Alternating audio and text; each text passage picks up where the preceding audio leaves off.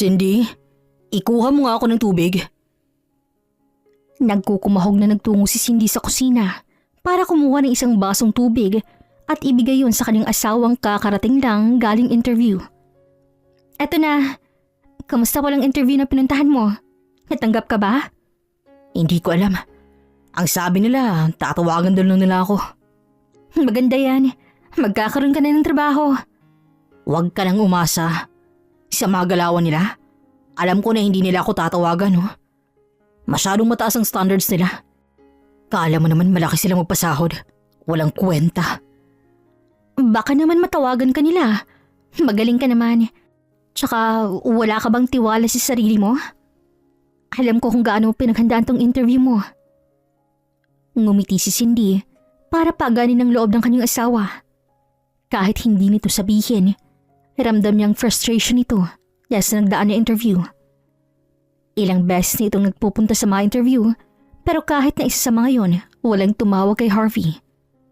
Lumayas ka nga sa harap ko. Mas lalo lang ako nabibisit dahil sa pagmumukha mo eh. Ipagtimpla mo na ako ng kape bago pa tuluyang uminit ang ulo ko sa'yo. Napatutop si Cindy nang ihagis ni Harvey sa mukha niyang hinubad itong coat at naglakad papunta sa sala. Bilisan mo ah. Ayoko nang babagal-bagal. Sige. Dinampot ni Cindy ang mga hinubad ni Harvey bago siya magpunta sa kusina para ipagtimpla ng kape at igawa ng sandwich si Harvey para lumamig ang ulo nito. 3 taon na silang kasal ni Harvey at sa loob ng 3 taon na yon, si Cindy bumuhay sa kanilang dalawa. Bagong kasal sila noon ng maluging kumpanyang pinagtatrabahuan ni Harvey. Kaya naman kinilangang magdoble kahit ni Cindy upang matustusan ang pangangailangan nilang dalawa. Kapag natanggap ka na sa trabaho, magiging magaan na ang buhay natin. Sabi ni Cindy habang kumakain sila ni Harvey. Napaigtad siya nang biglang ibagsak ng kanyang asawang kubyertos nito at walang buhay siyang tingnan. Ano bang pinaparating mo ha? Wala naman. Masaya lang ako para sa'yo. Naknam. Wala pa nga yung bunga. Pinipitas mo na. Kaya nauun siya kasi inuunahan mo. Bakit ba kasi atat na atat ka nang magkatrabaho ako ha? Nahihirapan ka na ba sa pagbabayad ng bills natin ha? Harvey, hindi naman sa ganon. Masaya lang talaga ako para sa'yo. Kung ganun hindi ako natutuwa sa'yo. Magsaya ka kapag makapagtrabaho na ako. Tsaka, huwag kang mag-alala. Kapag nakapagtrabaho na ako, babayaran kita. Hindi ko nakakalimutan yung mga utang ko sa'yo. Inip na inip ka eh. Hindi ganun ang ibig kong sabihin, Harvey. Hindi ganun ang gusto kong iparating. Ewan ko sa'yo. Nakakawalang gana ka. Padabog na tumayo sa lamesa si Harvey at tinalikuran siya para iwan. Napabuntong hininga na lang si Cindy bago mapahawak sa kanyang ulo dahil pakiramdam niya ay sumakit yon dahil sa naging pag-uusap nilang dalawa ni Harvey. Ilang taon na ba? Hindi na maalala ni Cindy kung kailan pa sila huling nakapag-usap ng maayos ni Harvey. Nagsimulang umakto ng ganito ang kanyang asawa nang paghinalaan niyang may babae ito. Inisip ni Harvey na wala siyang tiwala dito kaya nagsimula itong magbago. At hindi maiwasan ni Cindy na sisihin ang kanyang sarili dahil pakiramdam niya ay may mali rin siya sa nangyari.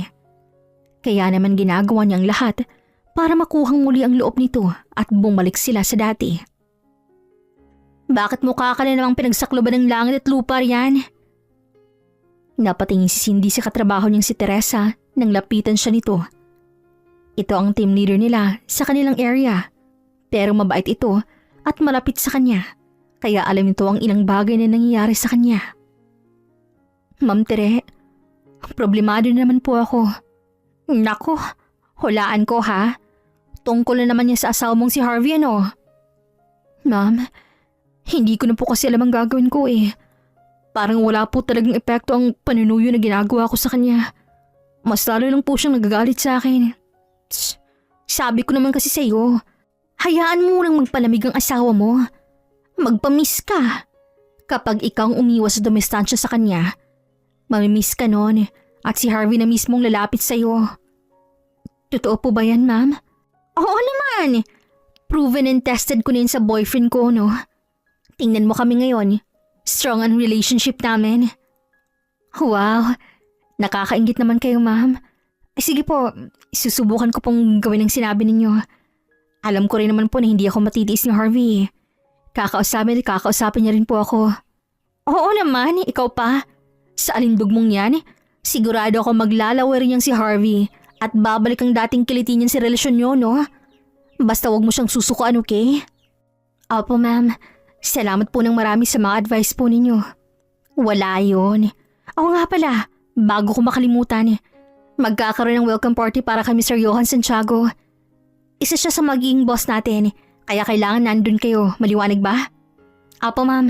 Salamat po ulit ng marami. Laking pasasalamat na lang talaga ni Cindy na may mga tao siyang napagsasabihin ng mga problema niya. Sa ganung paraan lang kasi nababawasan ng isipin at gumaga ng kanyang pakiramdam. Saan naman ang punta mo? Natigilan si Cindy sa kanyang pag-aayos para sa party nang biglang sumulpot ang kanyang asawa. Ay, hindi ko pala nasabi sa'yo. May welcome party para sa bago naming boss. Pa-party ka na naman. Anong oras ka na naman uuwi? Baka magbuhay dalaga ka pa. Maglilinis ka pa ng bahay. Hindi naman. Alam mo naman hindi ako mahilig pumarty. Kailangan talaga na nandun ako.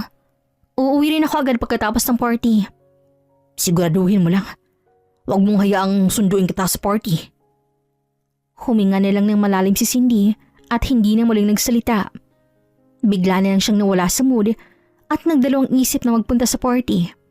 Pero dahil kailangan siya roon, ay tumuloy pa rin siya at winagsini lang sa kanyang isip ang naging pag-uusap nilang dalawa ni Harvey. Diyos ko, akala ko hindi ka na darating. Bakit ba ngayon ka lang? Sorry po, Ma'am Tere. Traffic po kasi. Nandiyan na po ba si Mr. Santiago? Wala pa pero parating na siya. Mabutit nakaabot ka pa. Tara na. Inayos muli ni Cindy ang kanyang sarili. Gusto niyang maging presentable sa mga mata ng mga taong nandoon. Nagpabango siya dahil hinahangad niyang ma-promote sa trabaho. Alam naman niyang maganda at sexy siya pero hindi sapat yun para ma-promote siya. Kailangan niyang ipakita na may disiplina siya at magaling sa kanyang trabaho. Masungit po ba si Mr. Santiago? Hindi ko rin alam. Ang balita kasi, tahimik siya at mahigpit sa trabaho. Pero normal lang naman sa mga CEO ang ganun, hindi ba? Para maayos nila ang mga empleyado nila. Baka gusto niya lang ng mga empleyado na disiplinado at maayos magtrabaho. Iyan nga. Kaya kung gusto niyong magpaka-impress kay Mr. Santiago, kailangan ninyong galingan sa trabaho ninyo. Hindi gaganing pang-aakit niyo sa kanya. Ay, hindi pa ho ganyan, ma'am. Alam niyo po yun. Oo naman. At teka, yan yata si Mr. Santiago. Tiningnan ni Cindy ang mga lalaking pumasok sa event hall. Naka-business attire ang mga ito at kaagaw-agaw pansin ang mga itsura. Pero isa lang napansin niya. Ang lalaking tahimik at seryosong naglalakad sa red carpet. Hindi tulad ng mga kasama nitong nakangiti. Seryoso lang mukha nito habang diretso ang tingin sa dinadaanan. Sungit. Naibulong na lang ni Cindy bago alisin ang mga mata rito at gawing abala ang sarili. Kumain muna siya habang hinihintay na matapos ang event. Nakalimutan niyang kumain bago umalis ng kanilang bahay kaya gutom na gutom siya na halos hindi niya namalayan ang mga nangyayari sa kanyang paligid. Shucks, gutom na gutom ako. That's all. Thank you. Napatingin si Cindy sa stage nang may marinig siyang nagsalita rito. Hindi niya na napakinggan ng maayos ang mga sinasabi nito kanina dahil tutok siya sa pagkain niya kanina. Si Mr. Santiago, ang ganda ng speech niya. Ay, wepo. Hindi ko narinig masyado eh. Kumakain po kasi ako. Ay, pasaway ka talaga. Nasa harap kanina si Mr. Santiago pero umalis na siya. Hindi yata magandang pakiramdam niya kaya hindi na natin siya makakausap. Wala na po si Mr. Santiago? Pwede na rin po kaya ako umuwi. Ayaw po kasi ni Harvey na gabihin ako ng masyado eh. Sandali lang. May after party pa tayo. Nagyayaya si na boss na mag-shot tayo mamaya. Naku, hindi na po, Ma'am Tere. Alam niyo naman po na hindi ako umiinom ng alak. Ayaw rin po ni Harvey. Naku, puro ka nilang Harvey. Hindi naman tayo magpapagabi masyado eh. Pagbigyan na natin sina bossing. Ihahatid na lang kita habang nalasing ka. Gustuhin ko man pero bawal po talaga, Ma'am Tere. Sa susunod na lang po. Ay, sige na nga. Pero tumagal ka kahit isa lang ha. Tapos pauuwi na kita. Isa lang po ha? Oo, isa lang. Dahil sa pugpupumilit ang kanilang team leader, napatagay si Cindy. Isang baso lang talagang binigay ni Teresa sa kanya, tulad ng kanilang napag-usapan. Isang baso lang yun, pero parang umikot ang buong mundo ni Cindy. Oh, Cindy, ayos ka lang ba? Ayos lang po ako, ma'am. Uuwi na po ako. Medyo napagod din po kasi ako eh. Sigurado ka ba? Kapag hindi mo pa kaya, pwede ka namang magstay rito kahit ilang oras. Ayos lang po ako. Muling natigilan si Cindy nang mas lalong lumala ang hilo na kanyang nararamdaman. Dahilan kung bakit ayaw niyang tumitikim ng alak. Mabilis siyang makaramdam ng hilo. Napahawak na lang si Cindy sa pader na malapit sa kanya para umalalay mura rito. Cindy, ayos ka lang bang talaga? Naririnig niya ang mga boses ng kanyang kasama pero hindi niya maintindihan ang mga sinasabi nito. Umiikot na talaga ang kanyang paningin kaya mas pinili niyang ipikit na lang ang mga ito bago magsimulang maglakad. Naramdaman niyang may umalalay sa kanya papunta sa kung saan. Hindi niya alam ni Cindy ang pangyayari hanggang sa bitawan siya ng may hawak sa kanya. Sinamantala naman niyang pagkakataong yon para maglakad at pumasok sa unang kwartong nabungaran niya. Umiikes na ang kanyang mahakbang kaya nasubsob na lang siya sa kama at doon humiga. Hindi maintindihan ni Cindy kung bakit para siyang natutuliro at hindi alam ang gagawin. Anong nangyayari sa akin? Nanghihinang tanong ni Cindy sa sarili. Gumapang siya paakyat sa ibabaw ng kama at doon nahiga. Idinilat niya ang kanyang mamata ngunit kisame lang bumungad sa kanya. Sa hindi malamang dahilan ay napangisi na lang si Cindy. Harvey, wala kang kwenta. Tatandaan mong bagay na yan. Wala kang kwenta. Paalamunin ka. Pabigat ka sa buhay ko. Sa ating dalawa ikaw ang walang patutunguhan ng buhay. Wala kang kwenta. Hindi mo ako mahal. Napahikbi na lang si Cindy. Wala siyang lakas ng loob para harap-harapang sabihin ang mga bagay na yun kay Harvey dahil natatakot siya. Natatakot siya na baka totohanin nito ang sinasabi nito sa kanya. Nasasaktan siya nito, pati ang pamilya niya. Kaya lahat ay tiniis ni Cindy para protekta ng mga taong mahal niya. My head hurts. Natigilan si Cindy sa pag-iyak nang may marinig siyang boses sa kanyang tabi. Umiikot ang paning niyang tiningnan nito. Bakit nandito ka sa kwarto ko? What? Oh, come on. Not now, please. Hindi mo ba alam na bawal dito ang mga trespassing ha? Can you please shut up? Nahihilo ako. Huwag ka nang makipagsabayan. Natigilan si Cindy dahil sa paraan ng pagsasita ng lalaki sa kanyang harap. Naaalala niya si Harvey. Bumabalik ang sakit sa kanyang dibdib kaya naman hindi naman napigilan ni Cindy ang mga pahikbi. Sabi ko na nga ba, pare-pareho lang kayong mga lalaki. Mapanakit kayong lahat. Ang importante lang sa inyo ay yung mga sarili ninyo. Wala kayong pakalam sa nararamdaman ng iba. What? Anong ginawa ko sa'yo? Palagi na lang kayong ganyan. Kapag nahuhuli na kayo, nagmamang-maangan pa kayo. Mga mapanakit kayo. Ano bang nainom ko?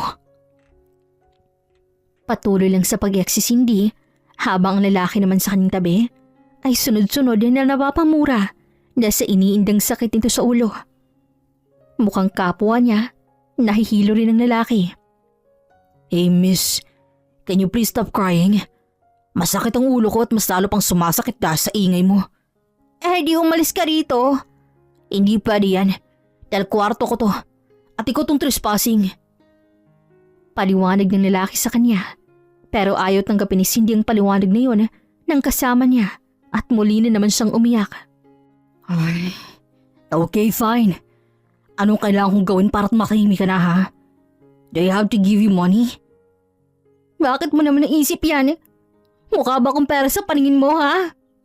No, I'm just trying to be nice.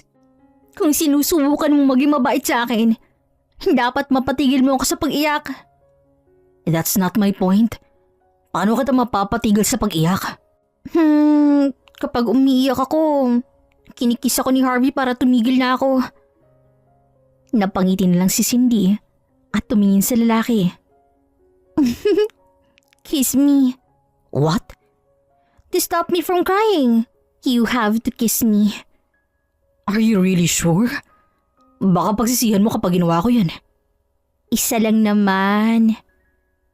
Inabot ni Cindy ang mukha ng lalaki at hinaplos ang makinis itong pisngi. Sa ginawa niyang yun, nakaramdam ng kakaibang init sa katawan si Cindy at halos mawala siya sa kanyang ulirat.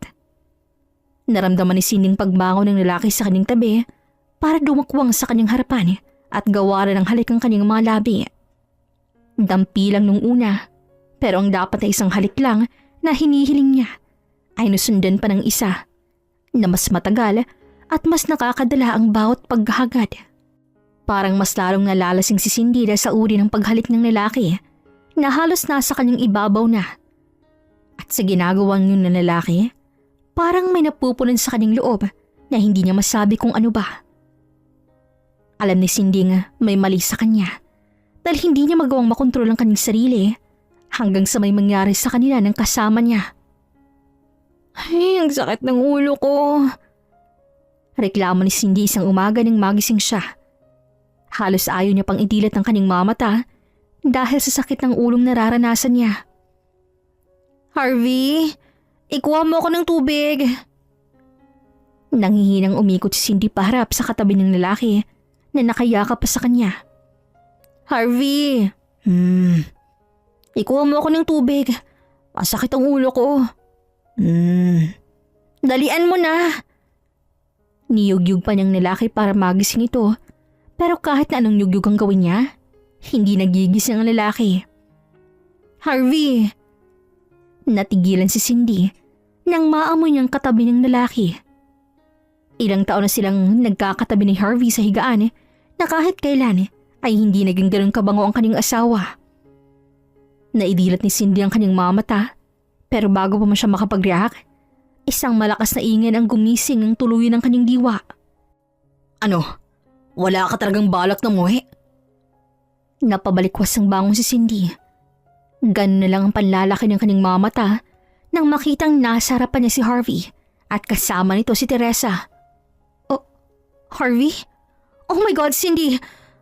What is the meaning of this? Ang galing mo. Malandi ka talaga. Sinabi mo na sa party ka pupunta, di ba? Ang ayos mong nagpaalam sa akin tapos magdamag kang hindi umuwi. Hindi sinasagot ang mga tawag ko. Tapos madadatnan kita na may kasamang ibang lalaki sa kama. Makati ka, Cindy. No. Hindi sa ganun, Harvey. Please, let me explain. Hindi ko alam ang nangyari. Kaya pala bigla ka nang nawala kagabi. Dahil sumama ka sa ibang lalaki. Paano mo nagawa ang bagay na yan, Cindy? I'm so disappointed on you. Ma'am Tere, hindi po sa ganoon. Ma'am, magkasama po tayo kagabi, diba? Magkasama po tayong dalawa kaya alam niyo po ang nangyari. Sabihin niyo naman po kay Harvey na maling iniisip niya. Alin bang maling iniisip ko, ha, Cindy? Kitang-kita na ng dalawang mata ko na niluloko mo ako. Napahikbi na lang si Cindy bago nagmamadaling bumaba sa kama para magbihis at lapitan ang kanyang asawa. Harvey, hindi. Hindi totoo yan. Mahal na mahal kita. Hindi kita niloloko. Maniwala ka sa akin. Hindi ko alam ang nangyari. Hindi ko alam. Nagising na lang ako na andito na ako sa kama. Wala akong alam. Sinubukan niyang hawakan ng asawa, pero tinulak lang siya nito palayo, dahilan para bumagsak siya sa sahig. Binigay ko ng lahat sa'yo, Cindy. Kahit na ayaw ko na. Hindi kita iniwan dahil naawa ako sa'yo. You look helpless kapag wala ako sa'yo. Wala kang kwenta kung di mo ko asawa. Please, Harvey. Pakinggan mo ako. Hindi ko talaga alam ang nangyari. Imposible na hindi mo alam ang nangyari, Cindy. Ikaw pa mismong nagsabi sa akin na gusto mong makatikim ng iba, di ba? Nasawa ka na kay Harvey. Ano? Hindi totoo yan. Yan ang sinabi mo bago ako sumama sa lalaking yan. Sinabi mo na hindi mo maalala, di ba? Yun ang tunay na nangyari. Nanigas sa kanyang kinalalagyan si Cindy nang mapagtanto ang sinasabi ni Teresa. Wala siyang maalala. Para siyang ninakawan ng memorya at hindi niya masabing na nagsisinungaling ka sa kanyang babae. Ang kapal ng mukha mo, Cindy. Napakakapal ng mukha mo para gawin sa akin ang bagay na to. Hindi ako naging masama sa'yo para pagtaksilan mo ako. Ako pa tong pinagbibintakan mo yung babae. Tapos ikaw naman pala tong may ibang lalaki. Hindi totoo yan. Ilang taon akong nagtiis sa ugaling meron ka. Kahit na minsan ba'y may narinig kang panunumbat sa akin, ha? Wala naman, di ba? Dahil lahat ng yun, kinimkim ko. Pero ngayon tapos na tayong dalawa. Ayoko na. Harvey, what are you talking about? Maghiwalay na tayong dalawa. Magandang desisyon mong yang, Harvey. Hindi ka dapat nagsistay sa mga tulad niya. Nabahala si Cindy sa kanyang narinig. Hinawakan niyang kamay ni Harvey at nagsusumamong tumingin dito. Hindi naman totoo, di ba? Nagbibiro ka lang sa sinasabi mong yan, Harvey. Hindi mo ako hihiwalayin, di ba? Harvey, hindi pwede. Pag-usapan natin to. Pakinggan mo yung paliwanag ko. Ano ba? Hindi ka ba talaga makaintindi? Sinabi ko nang ayaw ko na. Tapos na ako sa'yo. Maghiwalay na tayo dahil hindi ko kayang manatili sa tabi ng isang taong manilokong kagaya mo. Harvey, maniwala ka sa akin. Paniwalaan mo naman ako. Pakinggan mo naman ako kahit ngayon lang. Kampihan mo naman ang asawa mo sa pagkakataong to at huwag kang maniwala sa iba. Hinawakan niya ng mahigpit ang kamay ni Harvey pero mabilis lang din yung tinanggal ng lalaki at muli siyang itinulak sa sahig. Nanlalabo ng mga mata ni Cindy na sa luhang lumalabas mula sa kanyang mga mata. Huwag ka nang magpakadesperada, Cindy. Pinapakomplikado mo lang sitwasyon niyo eh. Sinasaktan mo lang lalo si Harvey. Mabuti na lang pala't nakita ko si Teresa. Nalaman kong kababoy yung ginagawa mo sa likod ko. Nakita ko mismo kung paano mo ko lokohin, Cindy. Hindi na ikong babaeng minahal pinakasalan ko. Ayaw na kitang makita. Kaya wag na wag ka nang magpapakitang muli sa akin. Tumalikod din si Harvey sa kanya. Nakita niyang tiningnan siya ni Teresa at ngumisi sa kanya bago ito sumunod sa lalaki. Hindi niya maintindihan ang nangyayari. Para pa rin siyang wala sa sarili at hindi alam ang gagawin. Naiwang nakaupo sa sahig si Cindy at umiiyak. Hindi ko alam kung bakit nagmahal ka ng ganong klaseng lalaki. Napatingin si Cindy sa lalaking bumaba sa kama. Naramdaman niyang mainit na bagay na pinatong nito sa kanyang katawan na hindi pa nadadamitan ng maayos. Ganong taong iniiwasan. Hindi mo dapat sinasayang buhay mo sa mga tulad niya. Dahil sa liwanag na nanggagaling sa labas, nakita niya ng malinaw ang lalaking na nasa kanyang harap. Halos mapugto ang kanyang hininga nang makilala ito. Isa ito sa mga naka-business attire sa party. Ang lalaking hindi marunong ngumiti. Ikaw? Anong ginawa mo sa akin, ha? I didn't do anything. Anong wala? Ikaw tong katabi ko nang nagising ako kanina. Biktima lang din ako. Anong gusto mong sabihin? Na nirape kita? That's not my point. Ang gulo mong kausap. Tiningnan siya ng lalaki na nakataas ang mga kilay sa kanya. Okay. Gusto mong patunayan ko sa iyong mga sinasabi ko? Hindi nakasagot si Cindy dahil sa hindi malamang dahilan. Bigla na lang siyang kinutuban na nagsasabi nga ng totoong lalaki na nasa harap niya ngayon. Fix yourself. Magpapa-drug test tayo. Bakit naman? Hindi naman ako adik ah. Adik ka no? Ay, paniwalaan mong gusto mong paniwalaan. Pero gusto kong linisin ang pangalan ko. Papatunayan ko sa'yo na biktima lang din ako rito. Dahil malakas ang pakiramdam ko na may nangyaring party drugs kagabi.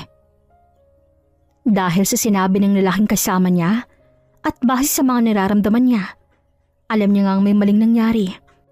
Isinama siya nito sa isang testing center upang magpa-drug test. Good morning, Mr. Santiago. Ang aga niyo naman yatang napasyal dito. Good morning, Dukyap. Pasensya na kung di ako nakapagpaschedule. Biglaan lang din. Natigilan si Cindy nang marinig kung anong tinawag ng doktor sa lalaking kausap niya. Ayaw niyang tumalon sa konklusyon pero paano na lang kung ang kasama niya talagang lalaki ay ang isa sa mga bago niyang boss. Kinutuban ng hindi maganda si Cindy. Nandito kami para magpa-drug test. Something's happened and we need evidence to prove that we're drug and I'm innocent. Tiningnan siya ng lalaki at saka muling bumaling sa kausap na doktor. Mukhang seryoso na nga ang lalaki sa desisyong to na patunayang inosente ito at biktima lang din ito sa nangyari. Nagpa-drug test silang dalawa bago umalis sa testing center. Bukas, lalabas ang resulta. Gusto mo pa bang malaman? Oo. Gusto ko ring malaman kung sinong naglagay ng drugs sa inumin ko. Great. So, saan ka nakatira? Ihahatid na kita. Napatingin si Cindy sa lalaki. Straight lang ang mukha nito at walang kahit na anong emosyon na mababakas. Pero ramdam niyang sinseridad sa boses nito. Kaya naman sumakay siya sa kotse nito at tinuro ang bahay nila ni Harvey. Dito na lang ako. Salamat sa paghatid. Yeah, no worries. By the way, what's your name and number? Para matawagan na kita kapag may resulta na. Tinaas si Cindy ang kanyang kamay sa harap ng lalaki upang magpakilala. Cindy Villagramo. Well, nice to meet you, Mrs. Villagramo. I'm Johan Santiago. See you around. Sa unang pagkakataon ay nagpakita ng isang matamis na ngiti ang kaharap ng lalaki bago ito umalis sa kanyang harap. Napatanga na lang si Cindy sa kanyang narinig. Hindi siya pwedeng magkamali. Ang lalaking nakasiping niya kagabi ay walang iba kundi ang bagong boss nila. I'm doomed. Nang makauwi sa kanilang bahay, hindi naabutan ni Cindy ang kanyang asawa. Wala ito, pero nandoon pa naman ang mga gamit nito. Kaya naisip ni Cindy lumabas lang ito saglit at babalik din. Pero lumipas ang buong magdamag na hindi lumilitaw si Harvey. Hindi umuwi ang kanyang asawa hanggang sa makaalis siya sa kanilang bahay upang pumasok na sa kanyang trabaho. Pagdating sa opisina, napansin agad ni Cindy ang kakaibang tingin ng mga ka-office mate niya sa kanya. Para bang may nagawa siyang krimen at siya na ang pinakamasamang tao sa mundo. Idagdag pang pagbubulungan ng mga ito sa tuwing titingnan siya, kaya naman kinabahan si Cindy. Hindi niya alam ang nangyayari hanggang sa isang katrabaho niyang lumapit sa kanya. Hello Cindy, ayos ka lang ba? Ha? Oo naman. Bakit mo naitanong? Ano kasi, pinag-uusapan ka kasi ng mga katrabaho natin. May kumakalat na nude photos mo na may kasamang lalaki sa kama. Halos manigas si Cindy mula sa kanyang kinauupuan nang dahil sa narinig. Lalo na nang ipakita ng kanyang katrabaho ang sinasabi nitong scandal niya. Nanginginig ang mga kamay ni Cindy habang tinitingnan isa-isang mga yun. Kaninong galing ang mga to? Hindi namin alam. Basta na lang siyang kumalis sa GC namin. Nanggigilid ang luha ni Cindy. Parang may mga nakabarang kung ano sa kanyang lalamunan nang tumayo siya para pumunta sa banyo. Nanginginig ang kanyang mga tuhod nang maglakad siya, pero nakakailang hakbang pa lang siya na may isang lalaking katrabaho niyang humarang sa kanya. Uy, Cindy. Ang sexy mo pa lang talaga, no? Kala ko chismis lang yung kumakalat dati pero dang, baka naman pwede akong makaisa rin. Nagtawanan ng mga nakarinig nun. Imbis na tulungan at ipangtanggol siya, kinantsawan pa ng ibang katrabaho nilang lalaking humarang sa kanya. Tila ba tuwang-tuwa ang mga ito. Ano, tara, off ko mamayang gabi. Ako nang mubayad sa hotel nating dalawa. Umalis ka sa harap ko. Huwag ka nang magpakipot. Magaling ka naman eh. Nanliliit si Cindy habang tinatanggap ang mga salitang binabato sa kanya ng mga taong nasa paligid niya. Anong nangyayari dito? Natahimik ang lahat nang bigla nilang dumating si Teresa. Nagkaroon ng konting pag-asa si dibdib ni Cindy nang makita ang babae. Anong kaguluhan to? Ma'am Tere, Wala po ma'am. Nagkakatuwaan lang po kami. Ganun ba? Sige na, bumalik na kayo sa trabaho ninyo. Tiningnan ni Cindy ang mga kasamahan niya. Kakaiba pa rin tingin ng mga ito sa kanya. May laman at may ibig sabihin. Ma'am Tere, pwede po ba tayo mag-usap? Ano naman yung sasabihin mo? Ma'am, tungkol sa nangyari nung nakaraan.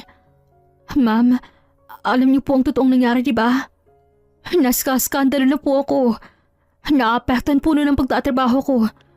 Baka po pwedeng tulungan niyo ako. Linisin po natin yung pangalan ko, ma'am. Tiningnan siya ni Teresa. Umaasa pa rin si Cindy na pakikinggan siya nito kahit nakasama ito ni Harvey na nakita sila ni Johan sa iisang kama. Ganun ba? Kawawa ka naman pala. Pero bagay lang naman sa iyo, di ba? Malandi ka nga, sabi ni Harvey. Cheater. Ganun na lang ang gulat ni Cindy nang marinig niya ang sinabi ng kaharap niyang babae. Nakita niyang pagguhit ng kakaibang ngiti sa mga labi ni Teresa, kaya may naramdaman na siyang hindi maganda. Ano pa bang inaasahan mo? Dapat lang naman sa mga makakatiang ma-expose, hindi ba? Manluloko ka, Cindy. Hindi ko niloko si Harvey. Hindi ako naniloko ng kahit na sino. Alam mo ang totoong nangyari, Ma'am Tere. Ikaw ang kasama ko na gabing yun. Sinabi ko na sa'yo. Sumabang ka sa ibang lalaki at sinabi mong sawang-sawa ka na sa kanya. Ano? Hindi ka makapagsalita riyan? Dahil totoo ang mga sinabi ko. Malandi ka. Hindi ka marunong makontento. At uhaw na uhaw ka sa mga lalaki. Parang may sariling isip ang kamay ni Cindy at malakas siyang sinampa si Teresa upang matigil ito sa pagsasalita. Muntik nang matumba si Teresa nang dahil sa ginawa niya. Galit itong tumingin sa kanya at susugurin sana siya nang may dumating para pigilan silang dalawa. Ang kapal ng mukha mo! Miss De La Cruz. Natigilan ang lahat nang marinig ang boses ni Johan sa buong opisina. Napaayos ang lahat ng makita nilang seryosong mukha ng lalaki at hindi natutuwa sa nakikita. Mr. Santiago. Working time ngayon. Bakit hindi ka nagtatrabaho? Nang marinig yon, ay nagkanya-kanyang balik sa trabaho ang lahat. Halatang takot sa presensya ng lalaki. Pati sina Teresa at Cindy ay napaayos bigla. Good morning, Mr. Santiago. What can I I help? saw everything. Kinabahan si Cindy nang dahil sa sinabi ni Johan. Natatakot siya na baka ito ng katapusan ng lahat sa kanya. Naskandalo siya. Hindi niya alam kung nasan si Harvey. At ngayon ay mukhang mawawalan pa siya ng trabaho. Mrs. Villagramo, come to my office. At lahat kayo, bumalik na kayo sa trabaho ninyo. Napalunok si Cindy at hindi alam ang gagawin. Nang tingnan niya si Teresa, nakita niyang maaliwalas ang mukha nito at may malit ng ngiting naglalaro sa mga labi nito. Umalis na si Johan kaya humakbang na rin siya para sumunod. Pero bago pa siya tuluyang makaalis, ay narinig niyang nagsalitang muli si Teresa. Sa akin ang asawa mo, Cindy. Dahil sa narinig, unti-unti ay may napagtantong isang bagay si Cindy. Tulala siya nang makapasok siya sa opisina ni Johan. Napagtanto niyang si Teresa at ang kanyang asawa ay may relasyon. The test is positive. May drugs. May babaeng asawa ko. Napatigil sa pagsasalita ang laking kaharap niya. Nanginginig ang mga labi ni Cindy nang mag-angat siya ng tingin kay Johan. May babae si Harvey. Si Teresa ang babae ni Harvey. Hindi mo pa ba alam? Ha? Think about what happened. Bakit silang magkasama ng umagang yun? Bakit hindi ka hinanap ni Teresa ng gabing yun? At bakit pinagsalitaan ka ng gano'n ni Teresa kanina? Sa tingin mo ba, magkakaroon siya ng lakas ng loob ng magsalita ng gano'n kung wala siyang pinanghuhugutan? Ano? Hindi pwede yun. Kasi ako yung asawa ni Harvey. Tapos kaibigan ko si Ma'am Tere. Sa kanya ako nagsasabi ng mga problema naming dalaw ni Harvey. Kaya imposibleng sinasabi mo. Ayaw maniwala ni Cindy sa sinasabi ni Johan. Ayaw niyang isipin na ang taong pinagkakatiwalaan niya sa problema nilang dalaw ni Harvey ay siya palang babae nito. They drugged us. They planned that very well. Sinet up nila tayo para palabasin na ikaw ang nagloko sa inyo. Gusto nilang tanggalin ka sa kwento para silang dalawa nilang maging masaya. Hindi mo pa rin ba naiintindihan?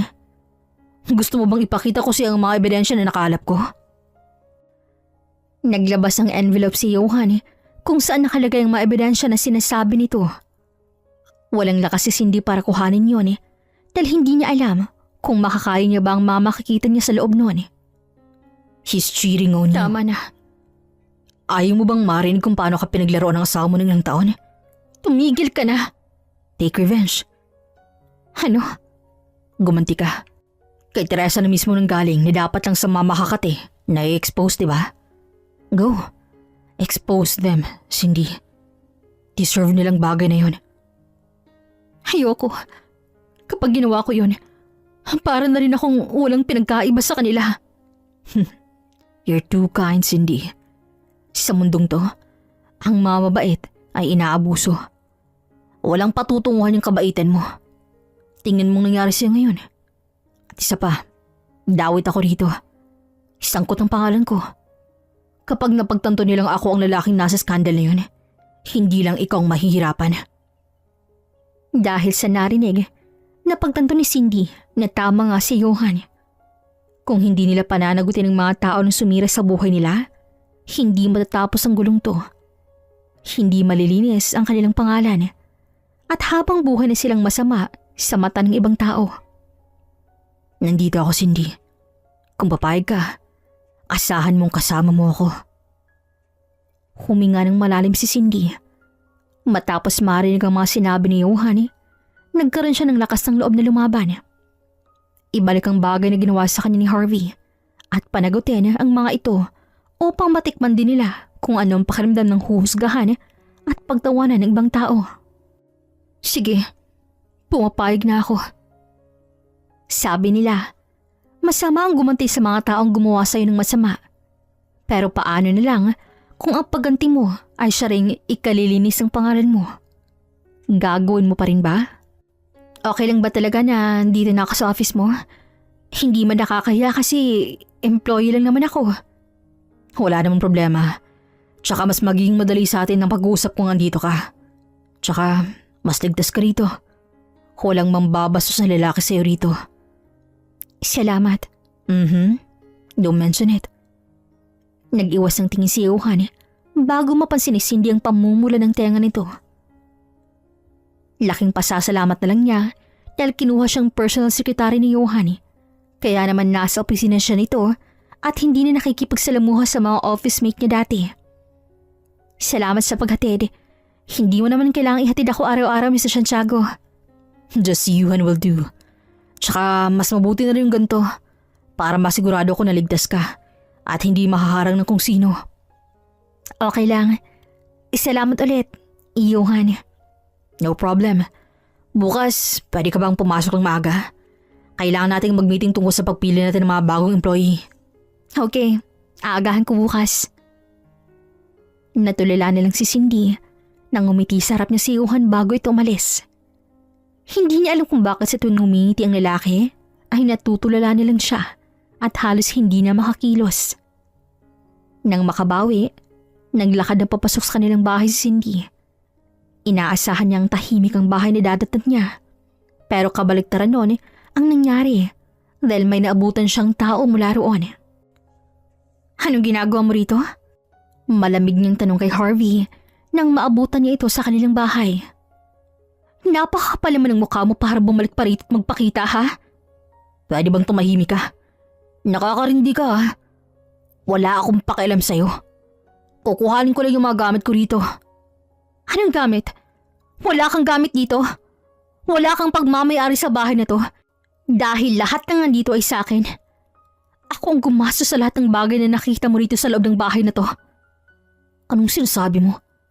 Nahihibang ka na ba? Hindi ako nahihibang. Yun totoo. Dahil wala ka namang naiambag sa bahay na to. Ako ang lahat, Harvey. Ako ang gumawa ng lahat ng paraan para mabuhay ka habang nagpapasarap ka rito sa bahay natin. Hoy, napakakapal naman ng mukha mo para magsalita ng ganyan. Anong gusto mong iparating, ha? Na wala akong kwenta? Bakit? Hindi ba? Oo, makapal ang mukha ko. Dahil may pinanghuhugutan ako. Gusto mo bang isa-isahin ko ang lahat ng paghihirap at pagsasakripisyo ko? Para sa iyong batugan ka, ha? Kung sumbatan ang labanan dito, sinisigurado kong ako ang mananalo sa ating dalawa. Napahikbi si Cindy, pero pilit nang nilalabanan ng sakit na lumulukob sa kanyang dibdib. Ayaw niya ng ganong pakiramdam dahil pakiramdam niya ay ang hina-hina niya. Nilapitan niya si Harvey at tinuro ito. Ilang taon kong tiniis ang paghihirap para mabuhay ka dahil palagi mong sinasabi sa akin na babawi ka, na maghahanap ka ng trabaho, na ikaw naman sa susunod. Pero putya, 3 taon na yata nakalipas simula nung sinabi mo ang bagay na yun. Pero hanggang ngayon, wala ka pa ring trabaho. Sinusubukan ko, Cindy. I'm trying my best to find a job. Pero masyado kang nampe-pressure eh. Wala kang tiwala sa akin. Hindi ka naniniwala sa akin na kaya ko, na magagawa ko. Alam kong malaki ang sahod mo, pero hindi mo kailangang ipamukha sa akin ang bagay na yun. Hindi ko pinapamukha sa iyo yun. Ikaw lang ang nag-iisip ng ganun. Hindi naniniwala. Hindi sinusuportahan. Kulang pa ba yung inilan kong oras para ipagplansya ka ng damit mo sa bawat interview mo, ha? Hindi ba sapat yung pag-comfort ko sa tuwing hindi ka natatanggap sa trabaho? Yung pagsalo sa frustration mo dahil hindi ka naman natawagan ng pinag-a-applyan mo? Nasuting uuwi ako galing trabaho at pagod na pagod. Wala akong madalot na ng pagkain at madumi ang bahay. May narinig ka ba sa akin? Narinig mo ba akong magalit, ha? Hindi. Dahil ako ang palaging umiintindi sa'yo. Pero paano naman ako, Harvey? Kailan mo ko iintindihin? Sobrang dami mong arte. Ang sabihin mo, masyado kang ambisyosa at gusto mo magbuhay, Reyna. Kaya nga siguro nagloko ka. Ano, nakakalimutan mo lang sa ating dalawa. Ikaw ang mas marumi. Ikaw tong Makati. Malakas sa sampal ang ginawa ni Cindy sa kanyang asawa. Pero hindi niya inaasahan na ibabalik nito ang ginawa niya rito. Napaupo si Cindy sa lakas ng pagkakasampal ni Harvey sa kanya. Nakakasawa ka, Cindy. Mabuti na lang at ikaw yung gumawa ng paraan para maghiwalay tayong dalawa. Tinalikuran na siya ni Harvey. Gusto pa sanang magsalita ni Cindy pero hindi niya na nagawa. Diyan nakaramdam siya ng matinding sakit mula sa kanyang puson. Aray! Harvey! Aray! Tulong! Napatingin si Cindy sa kanyang hita nang may malamig na likido siyang maramdaman. Ganun na lang ang panlalaki ng kanyang mga mata nang makita nga may dugo mula roon. Tulong! Itulungan niyo ako! Kasabay ng pag-agos ng dugo sa kanyang hita ay ang pag-agos ng kanyang luha sa mga mata. Oh my God! Help me! Somebody! Napatingin si Cindy kay Johan na humahangos pumasok sa kanilang bahay. Mabilis siya nitong nilapitan at binuhat. Dinudugo ako. Hindi ko alam kung bakit. Huwag ka na magsalita. Baka humapano ka pa. Napakapit na lang mahigpit si Cindy kay Johan habang buhat siya nito papunta sa hospital. Doon nila nalaman na buntis si Cindy. Mabuti na lang at walang nangyaring masama kay Cindy at sa batang nasa sinapupunan nito. Tahimik lang sina Johan at Cindy nang umalis ng doktor na tumingin kay Cindy. Pareho silang gulat ni Johan sa dumating na balita sa kanila. Buntis ako. Pananagutan kita. Alam mo, hindi mo naman ako kailangang panagutan eh. Kaya ko naman. Ako ang ama ng dinadala mong bata at responsibilidad kong panagutan ka. Hindi ako napipilitan kung yan ang iniisip mo. Bukal sa loob kong sinasabi ko ngayon, Cindy. Paano si Harvey? Kasal pa kami sa papel. Kapag nalaman niyang tungkol sa pagbubuntis ko, malaking posibilidad na ipakulong niya ako. Alam kong gagawin niyang bagay ni Johan. Hindi siya papayag na maging masaya ako. Kung ganon, uunahan natin sila. Sa kalagayan ni Cindy ngayon, wala siyang ibang pagpipilian kung hindi ang magtiwala kay Johan at sa mga plano nito. Lalo na at naiparamdam sa kanya ng lalaki na hindi siya nito hahayaang malagay sa panganib. Kumain ka muna. Kung may iba ka pang kailangan, magsabi ka lang sa mga katulong ha. Ibababa ko yung mga gamit ko sa kabilang kwarto. Para kapag may kailangan ka sa akin, madali mo lang akong mapupuntahan. Tanging tango na lang na isagot ni Cindy kay Johan habang pinapaayos nito ang magiging kwarto niya sa bahay nito. Nakapagpa siya silang magsama na para mabantayan siya ni Johan. Ongoing na rin ang annulment paper nilang dalaw ni Harvey, kaya napapanatag na unti-unti ang kanyang kalooban na magiging maayos ang lahat. Bukas may meeting tayong pupuntahan. Sumama ka sa akin. Kaya dapat nandun ka. Importante yon at hindi ka pwedeng mawala. Sige, salamat Johan. Para sa magiging anak natin. Ngumiti si Johan sa kanya bago ito lumabas ng kanyang kwarto. Nang mawala ang lalaki sa kanyang harap, nagpakawala ng isang mabigat na buntong hininga si Cindy bago maupo sa kanyang kama. Hindi pa rin siya makapaniwala na sa isang iglap, magbabagong bigla ang kanyang buhay. Ilang taon na nilang sinusubukan ni Harvey magkaanak pero palagi silang bigo.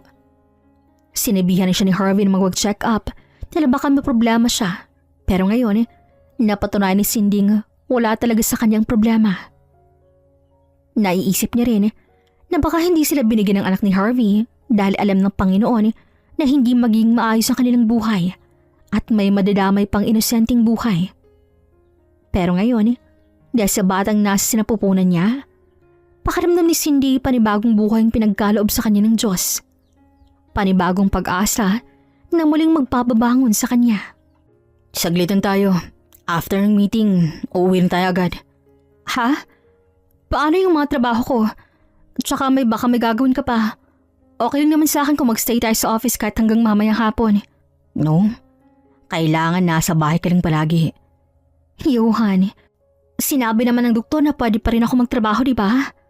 Huwag kang ang OA riyan. That's my first child. Hindi siya planado pero aalagaan ko siya ng todo. Pati na rin ang nanay niya. Gusto ko lang na masiguradong maging maayos ka lang at ang anak natin. Magmula nang magkaroon sila ng koneksyon ni Johan, palagi na siyang napapatanong kung deserve niya bang pagtrato nito sa kanya.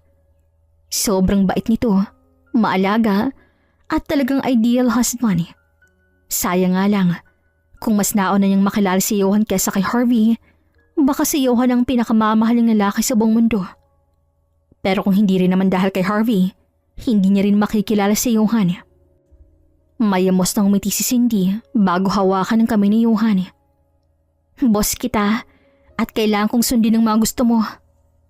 Mamaya, magbabago na yan. Nagtaka si Cindy sa sinabi ni Johan pero nawalan siya ng pagkakataon nang igayan siya nito papasok sa loob ng isang silid.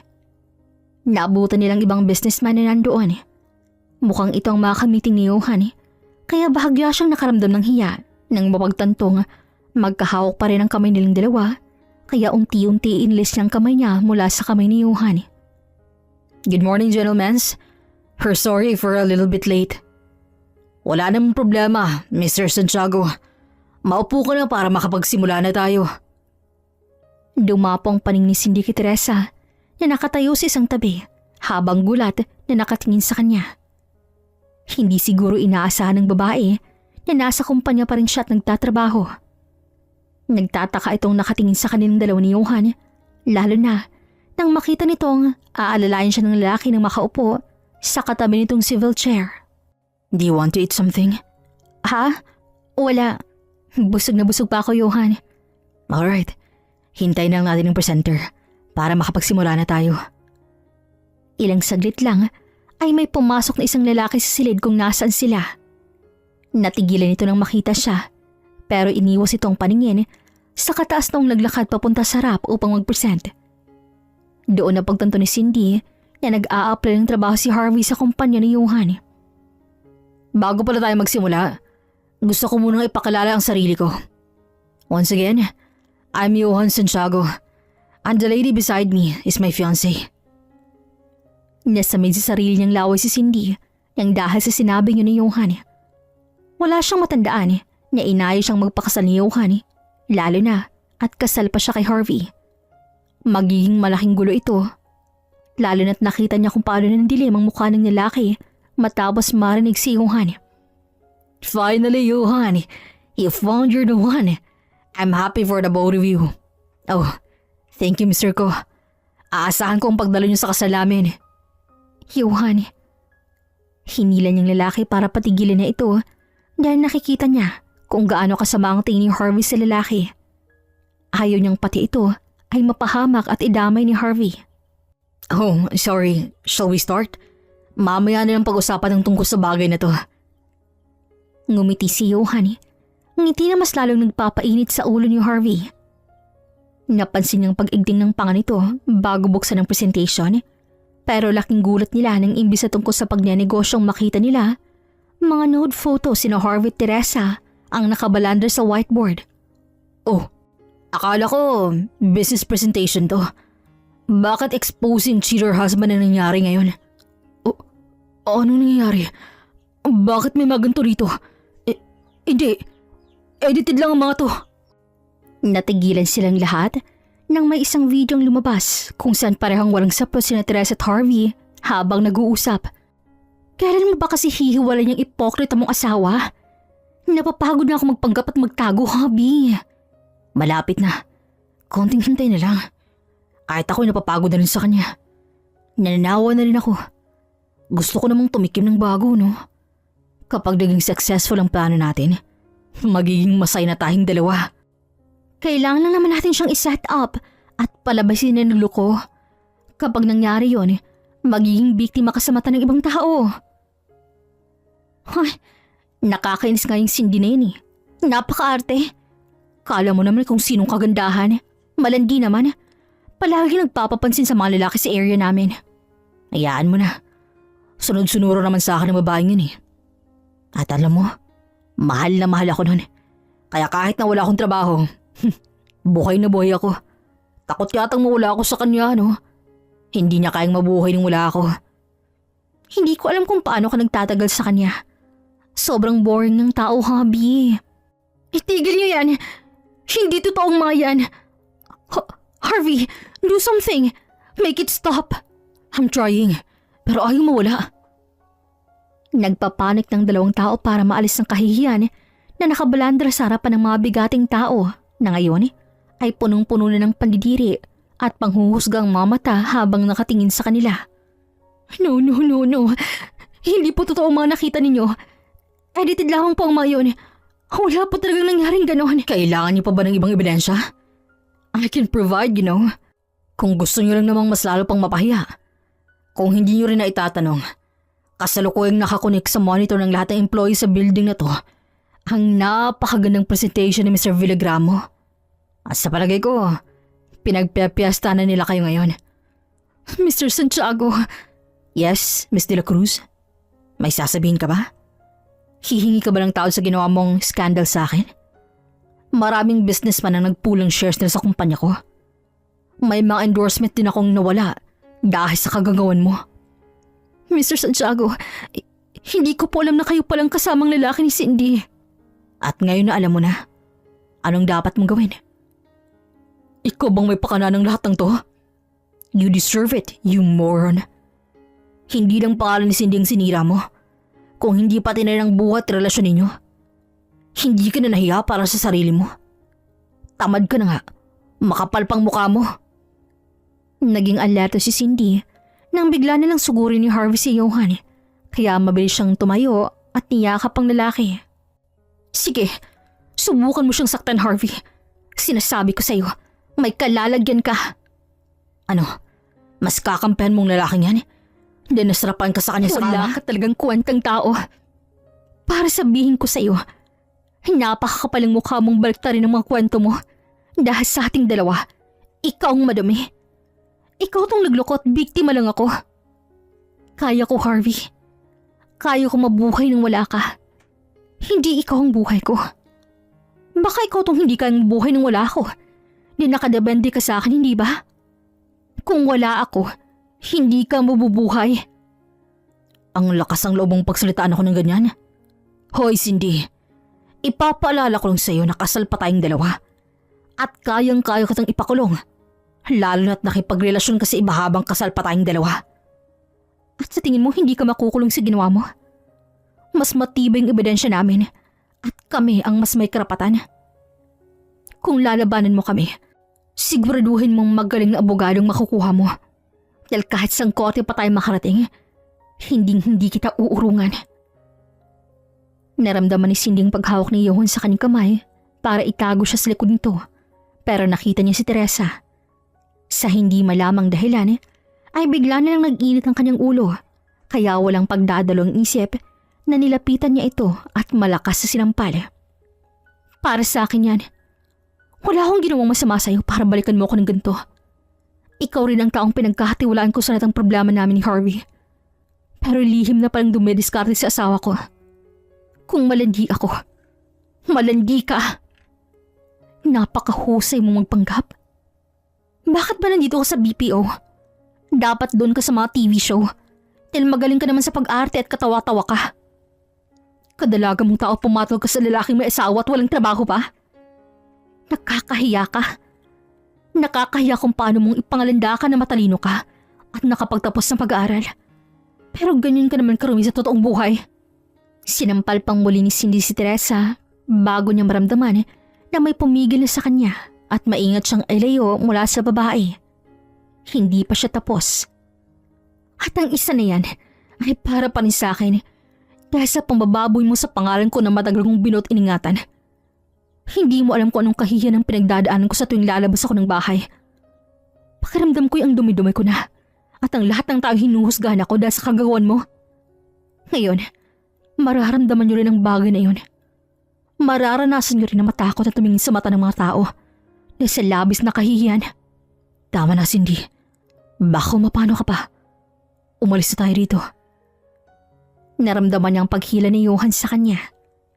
Nakita niya na isa-isa na ring umaalis ang mga kamiting nila na puno ng disappointment habang nakatingin kina Harvey at Teresa. Ngayon pa lang, sigurado na si Cindy na may ideya na si Harvey sa kahahantungan ng lahat ng to at hindi niya maiwasang matawa. Pakiramdam ni Cindy ay mabibigyan ng katarungan ng lahat ng paghihirap at pagsasakripisyo niya sa relasyon nilang dalawa ni Harvey. Ito na ang huling araw ng pagiging mag-asawa natin na sisiguraduhin kong simula bukas. Babangunguti na kayo ng sarili ng multo at mabubulo kayo sa kulungan. Okay, it's time to calm down, Cindy. Take a deep breath.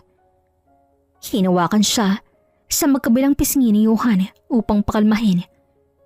Nanginginig ang kanyang mga kamay habang nakatingin dito. Inhale, exhale.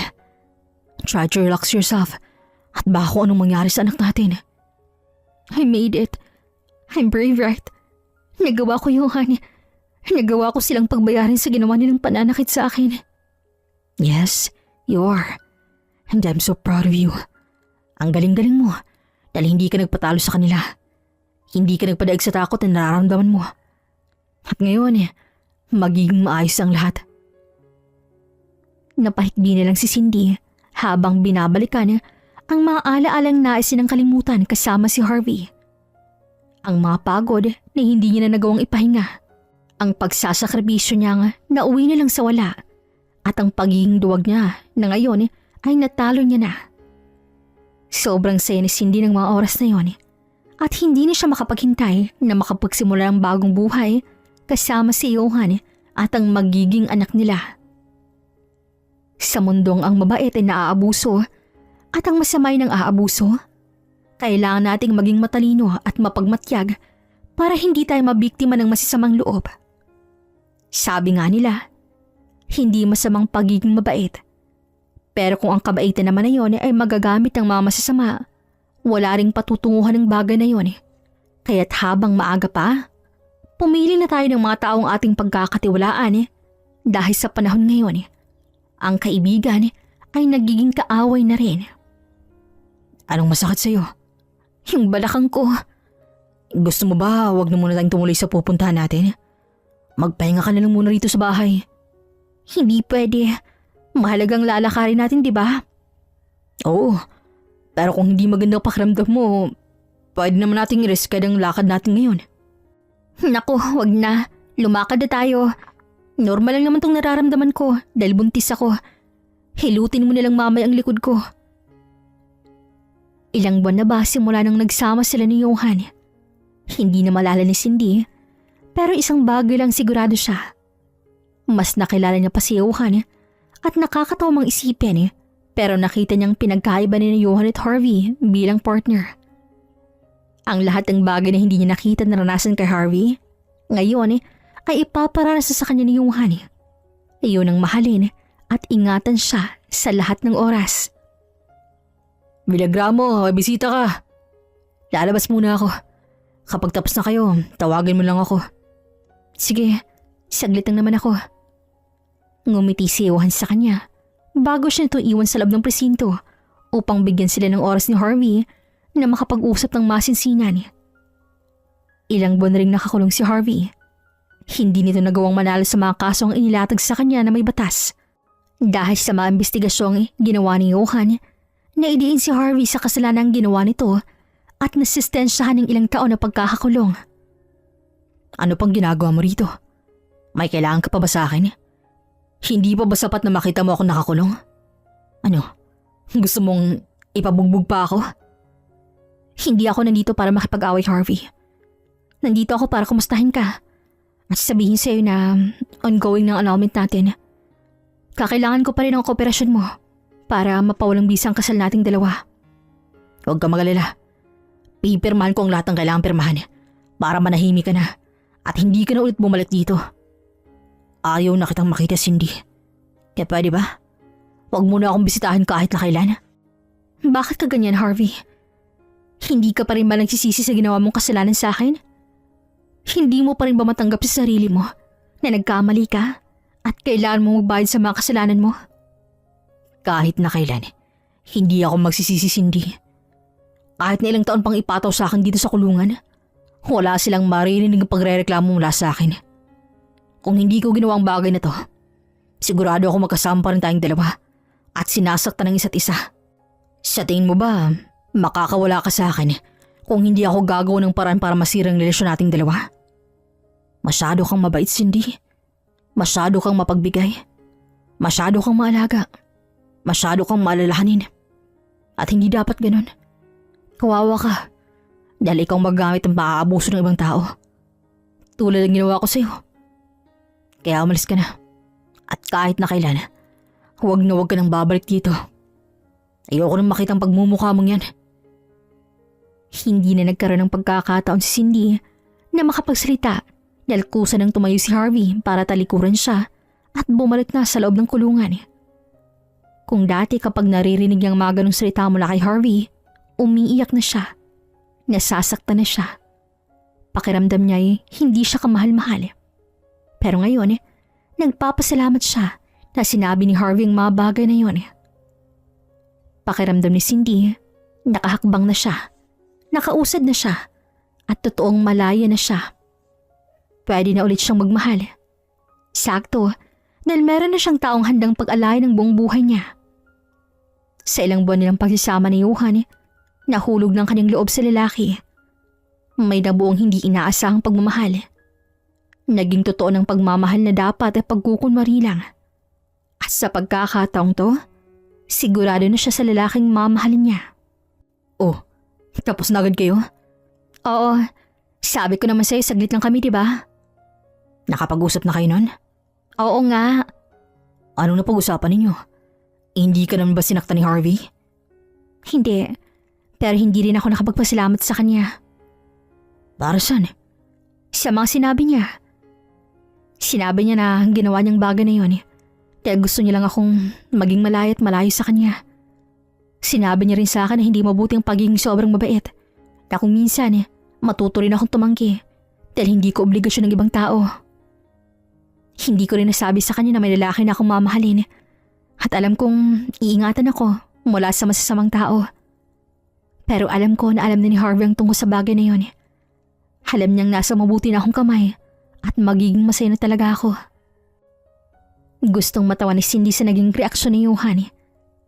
Sa ilang buwang pagkakilala kay Johan, doon napagtanto ni Cindy na may matigas na ekspresyon si Johan pero malambot ang puso nito. Kaya natatawa siya dahil nagigilid ang luha sa mga mata nito habang nakatingin sa kanya. Oo, Bakit ka naman iiyak? Ako? Iyak? Sino nagsabing iyak ako? Johan, huwag ka nang umiyak. Oo, mahal kita. At dapat masanay ka nang marinig mula sa akin ng mga salitang yun. Tama na, Cindy. Bakit? Hindi mo ba ako mahal? Mahal din. Pero syempre, dahan-dahan lang. At baka atakihin ako sa puso niyan. Natawa na lang si Cindy dahil sa inaakto ng lalaki sa kanya. Siya lang ang nakakakita ng ganong side ni Johan at masayang masaya siya nang dahil sa bagay na yon. Hindi aakalain ng ibang tao na ang lalaking palaging nakasimangot at hindi namamansin ng ibang tao ay may pusong mamon at kaswitan sa katawan. Iyon ang bagay na mapagmamalaki ni Cindy sa iba. Ang napunta siya sa tamang tao pagkatapos ng bagyo ng kanyang naranasan bago mag-cross ang landas nilang dalawa ni Johan. Hanggang dito na lamang po. This is Regine here in Miss Teen Stories. Daghang salamat!